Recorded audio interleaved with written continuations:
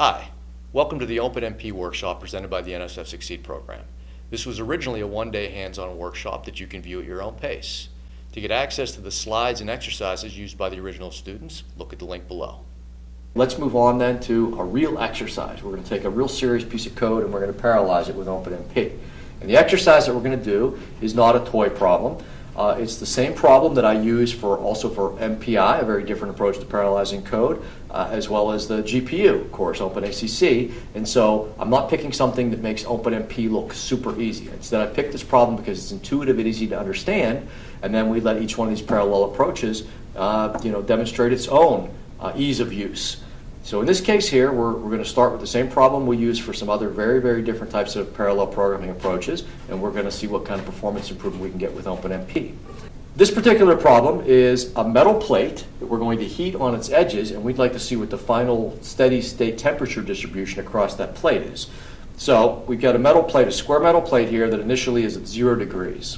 And we start heating it on its edges. And we're going to heat it in a little bit of a complex pattern so we can challenge ourselves and see if we can get a complex distribution here. Our pattern is going to be, we're going to heat it from 100 degrees in this corner right here with the heating element. It's 100 degrees here and tapers off to 0 degrees on these two corners.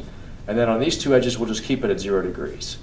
So this is there's a little bit of complexity to our boundary conditions here on the boundary of a metal plate. But we would still kind of have a pretty good feel that we might expect that the final solution, final temperature distribution would look something like this, where it's very hot in this corner, and there's kind of a gradient as it cools off over to this corner. So this is probably what we expect to find, and we're going to see with our solver if that's exactly what we find. The mathematical method behind this is we're solving for a Laplace equation. So for those of you that do recall your mathematical methods, the Laplace equation just says basically that for a temperature problem where you've got no sources, no heating sources in the middle of it, you expect the del of the temperature function to be equal to 0, del squared of the temperature function to be equal to 0. This is basically the same equation you'd apply to sources electrostatic problems or fluid flow problems. So it's a pretty generic, applicable type of algorithm. But again, the reason I've chosen it's very intuitive. So if none of this rings a bell with you, if either you're very rusty or you've never taken any kind of mathematical methods and don't recall your differential equations in the least, you're still good, because it turns out that the way we're going to solve this problem, the solver for this is also incredibly intuitive and straightforward to understand. It basically says, the name for this technique is called Jacobi iteration, but it basically is no more than the recognition that to solve for that differential equation for a temperature distribution, all you need to do is recognize that the solution, a correct solution for that differential equation, is just saying that every point is just the average of its 4 neighbors. Every point in our grid of our metal plate that we're breaking our metal plate up to should just be the average of our 4 neighbors. And this makes perfect sense from a temperature point of view. If you just think physically, if you have 3 rocks, a hot rock and a cold rock, and you put a rock between the two, the third rock between the two, and hold them together, you would expect that the rock that's in between the two would become somewhere between hot and cold, right? Everything temperature-wise should kind of be the average distribution. And so that's exactly what the Laplace equation tells us. Jacobi iteration keeps solving until it arrives at that condition to where every point's equal to the average of its 4 neighbors. So it's very intuitive to understand. So basically we've got this situation here. We've got a point and its 4 neighbors, and what we do is we just add the 4 neighbors together and divide by 4, and that gives us an average, and we want every point to look like that. And we keep doing that over and over across the metal plate until we converge on that solution. So here's the actual code to implement this Jacobi iteration over the plate. We have loops over the x and y directions, or the I and j directions of our plates here, and we just say the temperature at this point is equal to the temperature of our 4 surrounding points. We'll actually use an array from the last time step. We'll use the current time step and the last time step, because while we're updating some points in space, we don't want to have a situation where some of our points are from our current time step and some of our points are from our last time step as we're updating a point. So as we're going over the grid, if we only had one temperature array and we updated the points going over a raster pattern like this, then we're looking at a point. Maybe its neighbor to the north is from the new time step and its neighbor to the south is from the old time step, and that would be not quite right. So instead, we keep every time step, we copy an old array, temperature last over, and then as we're updating the new grid, we're using all the points from the last time step. So we have temperature and temperature last. and we just update the new temperature equal to our last time step temperature last, just averaging our 4 neighbors. So I hope that's very physically intuitive for you to understand. Here's the actual kernel of the code in the sense that this is all the guts of the science going on. This is the C one. We'll do the Fortran one line by line in a second, so Fortran people, hang on. Bear with me. The C people, let's step through this line by line here. We've got a loop on the outside that says keep doing this, going over this plate and iterating until one of two things happen. Until either we've found our steady state condition, our maximum temperature change from one time step to the next is very small. We're going to call that our temperature error. So as we keep doing this problem and we keep homing in on that final solution where every point is the average of its neighbors, eventually we get near the final solution and it changes from one time step to the next very, very little. How little do we accept? Well, that's an error that we can set. We're calling it max temp error. It so happens here it's going to be 100th of a degree. So from one time step to the next time step, when no point in the entire metal plate changes more than 100th of a degree, we're going to say, okay, we found the solution. But until that happens, we're going to keep looking, or until we run out of patience. And how do we know we run out of patience? Well, that's another thing the user can enter called max iterations. So the user can say, keep looking for a solution, or at 1,000 time steps, I'm out of patience, I'm done. So we have two ways that the loop can end. Either it can exceed the maximum number of time steps that the user puts in, or we can find the correct solution because our maximum temperature change is very small. So this is our while loop on the outside. We're going to keep doing this until one of those two conditions is satisfied. And inside the loop, then, we're going to do this averaging loop. We're going to go over the whole plate and average everything. And then we're going to copy that temperature to our temperature last array because we need to keep two separate copies of it, right? So here's our current temperature, we're finding the new temperature, and then we'll copy it to temperature last so we can go back and look for a new temperature.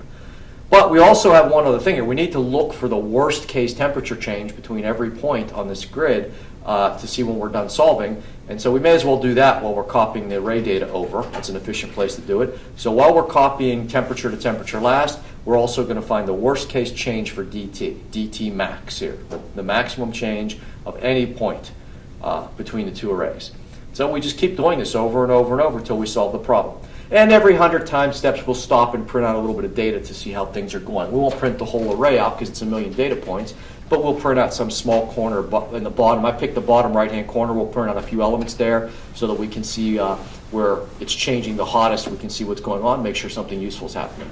So this is the guts of our code. This is what actually solves and finds the correct temperature distribution on the metal plate. Now, there are a few helper routines here, nothing complicated, one of which initializes everything, sets the metal plate equal to 0, sets those boundary conditions where those heating strips are. And we also have a routine that prints out some data every once in a while, just like I said, a little bit of the data in the corner to make sure something useful is happening.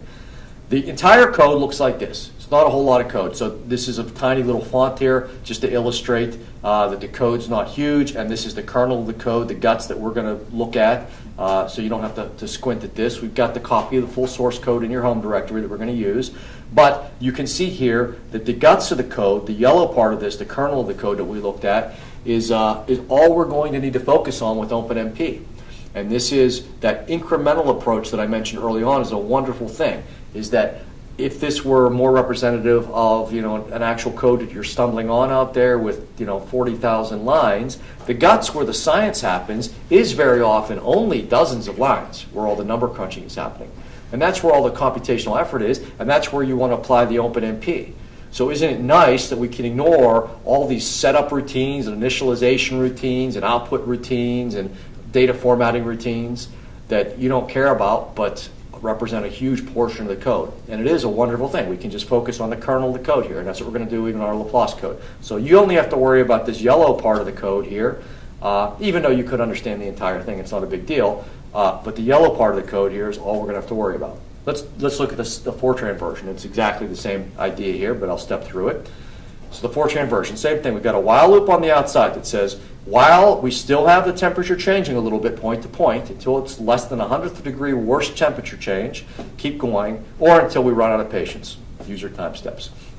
So we keep doing this first loop, which finds the new, better solution, and then the second loop, which copies the current solution over into a temporary array each time. And while we're copying it over, we may as well look for the maximum temperature change at the same time, this dt. And every 100 time steps, we'll dump the result out.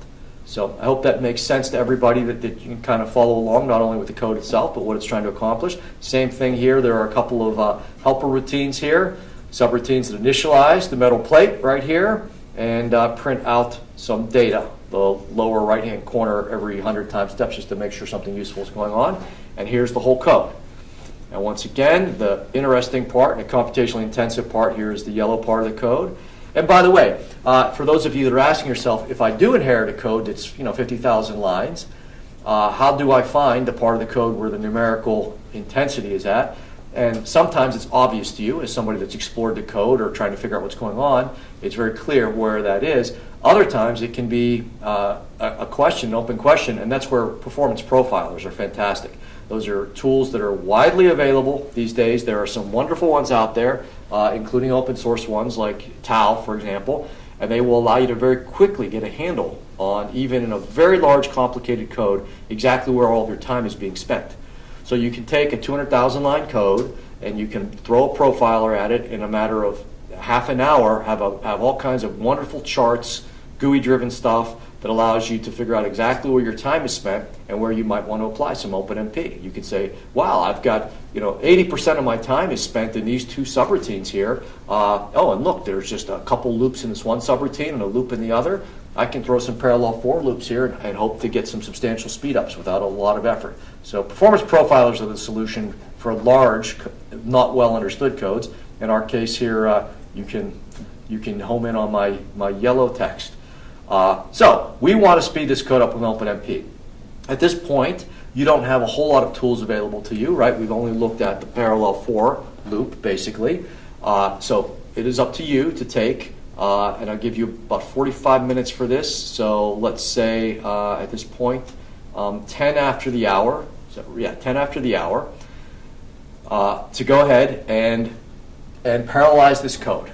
Take some OpenMP, again, you've got a limited set of tools at this point, but you got the most powerful ones, and apply them to this code where you think it's most important to accelerate this code, and end up with something that speeds up. So at this point, you should be logged on to your own node with Interact. And by the way, the proper way to use Interact to make sure you get a lot of cores, and you're fine because we set the default up in that stuff you copied over and the way we set things up. But in general, when you ask for a node, you can ask for a certain number of cores. And you could say something like Interact-N28. You can ask for up to 28 cores per node on bridges. So you could type Interact-N28 to make sure you get the right number of cores. We set that default up for you today. Edit the code and put in directives where it helps. And again, you don't have a whole lot of options, so that should guide you somewhat.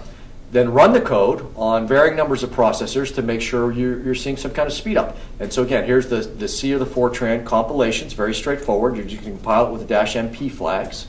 You'll probably have some syntax errors and whatnot as you figure it all out, but no different from any other serial programming. When you've got an a.out that you're happy with, set this environment variable, OMP num threads, equal to however many threads you'd like to run on.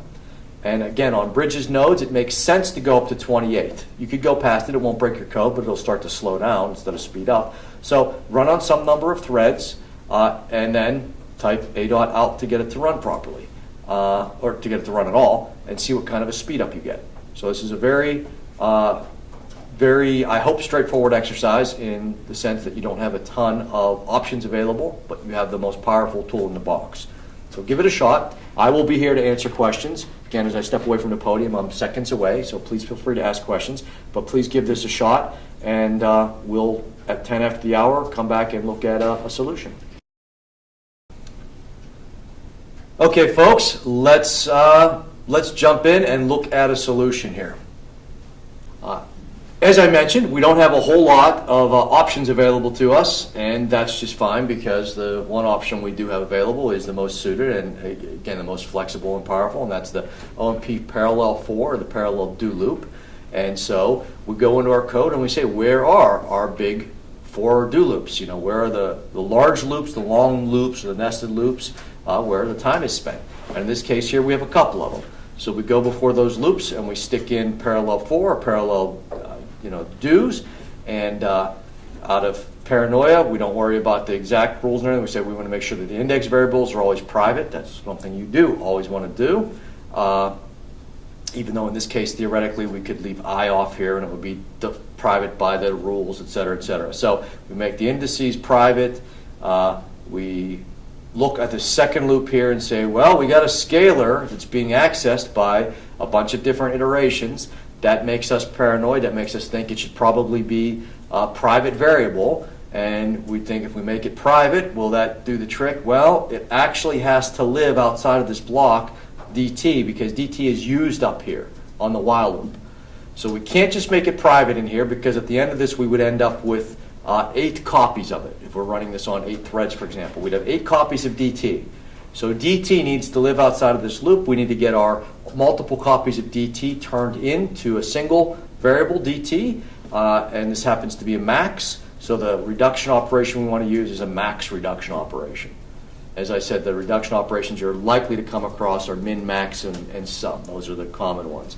And indeed, we stumbled across a max operation right here. So we put that in there, and then we've got our working code. But again, let me step you through the process as an OpenMP programmer, the way I attack the code. I look into code. Where are my big for loops? Here and here. Let's turn those into parallel fors. Okay, what private variables do we have? Well, I don't even want to think about it for the indices, so I'll just make them both private here and here. And then I look in the second loop. I've also got another variable floating around in there that's a scalar. Makes me nervous. Should it be shared? Should it be private? Look at it. Oh, it's accessed by a bunch of different, every different thread responsible for different iterations is going to access this dt, so I'd best make it private. And then I say, whoops, except that it's actually used outside of the loop too. So private variable here, when it gets to the end of this block, is going to have a bunch of different private copies, so I really need to make it a reduction type of private variable. And I make it reduction. And then boom, I've succeeded. And this is exactly the proper way to do it. Let's look at the Fortran one. It's very much the same thing. Again, I look at the code, say, where are my big loops? Here's a big do loop, here's a big do loop. I should put parallel do in front of them. As a typical Fortran programmer, I can be a little bit lazier about indices, so I don't worry about the indices at all. I could make the indices private. I could do private J and private I, just like in the C version of the code here. But I can also omit it because it'll automatically know that these are the indices. So I'm kind of give you a flavor for the different variations of it. Again, this is where I'm being paranoid. It can't hurt to specify private explicitly for everything. Here in Fortran, I'm being a little bit more like, I know what's up here. I know that Fortran will make these private automatically. But I could make them both private if I wanted to be clear. So I do that. I've now got 2 working parallel do loops, except that in the second loop here, I have a variable here that's being accessed, being set, actually being written to by all of the different threads. So I'd best make that private. And as soon as I make it private, I think, is that good enough? Because dt actually needs to live outside of the loop, so because it's used here in this while loop. So I can't have 8 different copies of dt rolling around outside of the parallel part of the loop. That doesn't work, so I need to make it a reduction variable. So I do it as a reduction max. Now I have parallelized this code. And you should make sure you understand exactly what's going on here explicitly, or ask questions now, because this is a very prototypical example of how to apply the OpenMP stuff. It's one you're liable to see many, many more times in your own code and elsewhere, or codes that you look at that are using OpenMP. So make sure exactly what is going on here is very clear to you. Now, on a performance side of it, what have we achieved? Well, if we look at this, speeding up here from our serial time of roughly 18 seconds. So you should all be within a couple percent of these results right here. There's a little bit of variability. Our serial code here takes about 18 seconds to run. If we run this with the OpenMP directives on 2 threads, we get a nice speed up very near 2. On 4 threads, we get a speed up very near 4. 8 threads, we're close to 8. We go to 16 threads, we're starting to drop off a little bit, not quite speeding up 16 times. We go all the way up to all the cores. We're speeding up 21 times. So our speed up isn't perfectly linear here. And the reason for this, the vast majority of times, the limiting factor is going to be memory contention. So as I mentioned to you earlier, one of the reasons we can't build very large machines with hundreds or thousands of cores is all the cores accessing memory at the same time bottleneck each other. And that's even true for a modest number of cores. It's the number one design constraint in making shared memory machines, is that the memory bandwidth has to be shared amongst all of the cores. And so at some point you start to run out of memory bandwidth, and the core and scaling suffers for it. So in this case here, we scale up 21 times faster on 28 cores. We can see it starting to tail off a little bit. And that is fun. That's a huge win. So we shouldn't expect to get 28 times speed up on all 28 cores here because of that memory contention thing. It's very rare that you do. We've gotten up to 21 times speed up on 28 cores. And again, for something where we've done nothing more than introduce a few lines, a few directives into our code that haven't broken our code in any way whatsoever. It's still a serial code, hasn't confused anybody that doesn't understand OpenMP. They can just ignore those goofy looking lines, those weird comments. We've sped our code up by a factor of 21. And again, it's also this isn't a rigged code. This is a big, Laplace code, just doing big array operation over a 2D array. It's a very typical type of code. So in my mind, this is a huge win. We've succeeded greatly. Now, these gray data points here are where I pushed my luck a little bit and said, what if I run this on 32 threads, knowing that the machine actually only has 28 cores, this particular processor. I find that all of a sudden that it slows down. It slows down so much, it's actually running slower than a serial code. It doesn't break, it still gives the correct result, but it shows you it's silly to have more threads than cores. It starts swapping everything around and doubling up on some threads are doing twice as much work. Anyway, pointless and dumb, so you don't worry about it or do it too much, but I just put them in here to show you that. Not that it's more interesting beyond that. So we've achieved a pretty good speed up right here.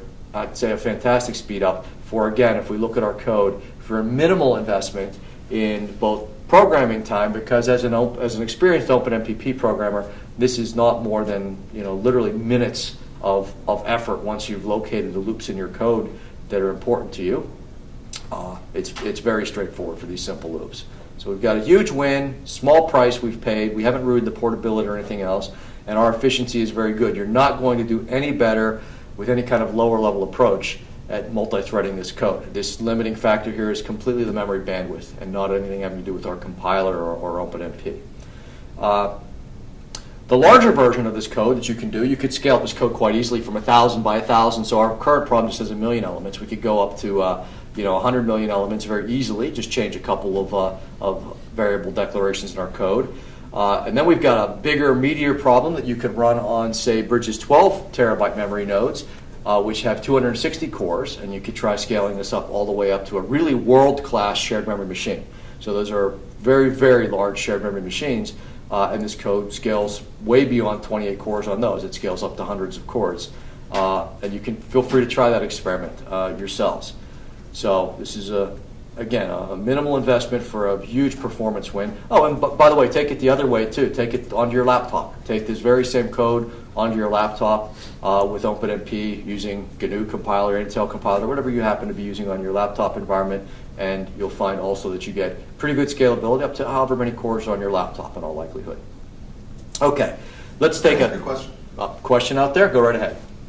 Quick. So when I first did it, I see no effect whether you do private IJ or private J, and in the instructions it said that the innermost loop is where most of the money is to be made. So I think there's no difference with private IJ and private J for both, at least my observations. Can you explain that or confirm it?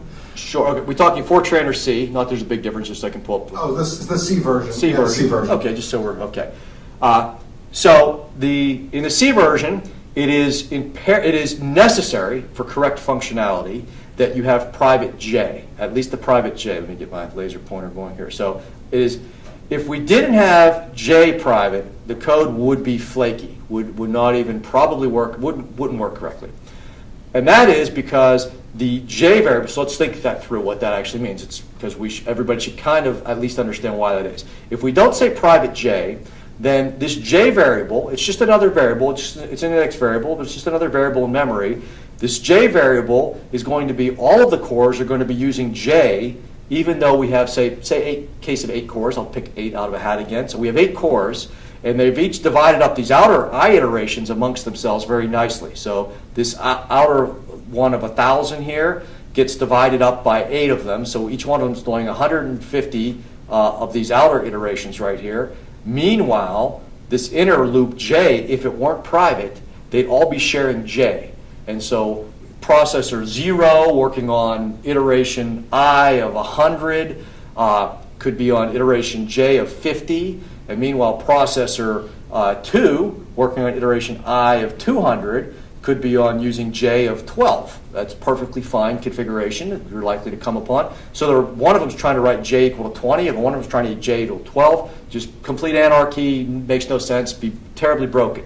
So J has to be private so that as each one of them are dividing up the outside iterations, they're each then have their own separate isolated copies of J that they can feel free to go over their own strip of the problem themselves. So in other words, one way you can think of this, I'm trying to pick a graphic here of the plate, the metal plate, that the first processor's got this section of the plate, the next processor's got this section of the plate, the next processor's got this section of the plate. As they're going over these sections of the plate, each one of them is going over its own J iterations like this up and down, and they need to be independent, right? They obviously can't share J, or it'd be, again, a mess. So if you think of the metal plate being broken up that way, then you can see why J needs to be independent. So in terms of private, it means, where am I here? Here we go. So in terms of private, J needs to be specified to be private always. I, on the other hand, will actually be, because of our rules of OpenMP doing the best it can recognize that I should be private, so it'll make I private by default, even if you don't specify it. However, I, just for the sake of being very clear, because it never hurts, and because maybe I don't want to keep all of these earlier rules I had here in my head. Where's that rule? Way back here, where I said I didn't want to remember all these rules, so the one rule I did remember is that it never hurts to be explicit on private and shared. So I made them both in our solution here explicitly. Oops, here we go. Okay, I think that explains it. So when you don't put I, it's implicit. It actually makes it private IJ. That's exactly right. That's right. Okay, so that makes sense why I see no difference.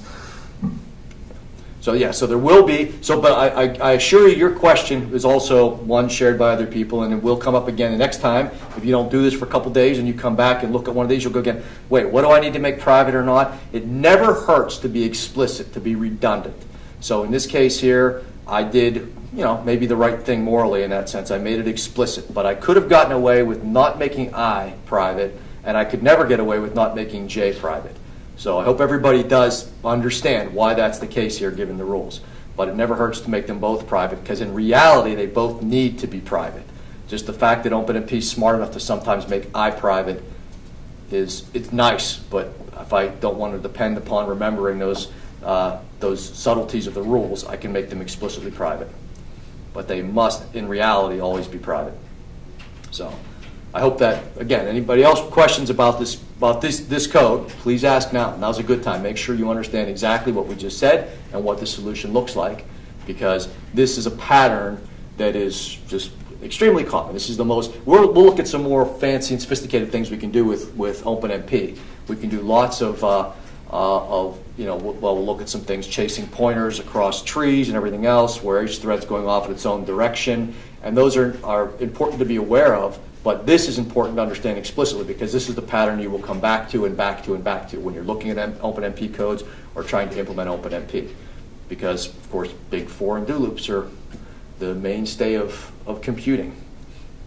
Okay, so again, our scaling, pretty good on this. I think you just got your same hardware to run 21 times faster with a couple instructions. This means you're a parallel programmer. You're able to use multi-core hardware. And if you can't do this, then, hey, you're stuck with serial code. And again, the 10K by 10K version of the problem, you can scale up even larger on one of our bigger nodes if you really want to push it. So the reason I say time to take a breather here is we covered an awful lot, but I've given you an awful lot of power too, right? You've become a parallel programmer. We've really taken good advantage of a very sophisticated modern Xeon processor. So if it feels like you've got a lot that you've learned here, you have. But the main thing to remember is that as long as you can deal with data dependencies and the data races or these conflicts with variables, you're in good shape, because those are the two issues that you're going to face every time when you're doing parallel programming. Now, you have questions, Steve? Could you give a final review of the reduction process again? final review of the reduction process. It sure doesn't hurt. Okay, so let's look one more time at what the reduction is doing here. So many times when you look at a variable that's being shared in a way that you think might have conflict, which is pretty much any time you've got a scalar being written to in the middle of some loop, there's great potential. In all likelihood, it needs to be private. So it does need to be private, dt in this case here. It absolutely can't be shared because otherwise one of these threads is up here looking on the first part of the grid and it finds a minimum dt of a 200th of a degree. And another one of the threads is down here working on a plate and it finds a minimum change of 400ths of a degree. So we need to reconcile all of those. So they need to be private so that they don't keep overwriting each other to begin with. And then when we're done with anything that's private, when you get to the end of the parallel region with private variables, you got multiple copies of this private variable. So by default, the private variable is just, we're done, we ditch them all. They're dispensed with, they're considered to be temporary because private variables, we got a bunch of copies, so which ones should we keep? Well, none of them, and that's fine. A lot of the times a private variable is just used within the loop. You don't need to keep anything. It doesn't need to live outside of that loop. On the other hand, if you have a private variable and it needs to live beyond the loop, which in this case it does because dt is used explicitly in this outside while loop. So dt has meaning outside of this loop. So the second we have a private variable that has meaning outside of the loop, we need to figure out which one of those copies do we really need. And almost always you need to combine those copies to figure out, to replicate the serial behavior that you would have had. In this case here, the old serial loop actually wanted the maximum amongst all of those copies. So we need a reduction operation to take our private variable and distill it down to one variable, reduce it to one variable. I don't know why I'm staying away from the word reduction. We want to reduce all the variables down with reduction to one variable. And you need to say what kind of reduction operation do we want to do. In this case, it's a maximum operation. We want the maximum out of our 8 sub-maximums that we've gotten here. And so that's the logic that we find ourselves in. We say it's got to be a private variable because it's being written to by multiple threads, and it's used outside of the loop, so it needs to be a reduction, and it's a maximum reduction because that's usually pretty obvious to you what type of reduction it needs to be. So I hope everybody follows along with that because that's important. And again, you'll find that frequently in your loops. You'll find that something needs to be private, and then you'll go, oops, this private thing also has a life outside of this loop. It needs to be a reduction.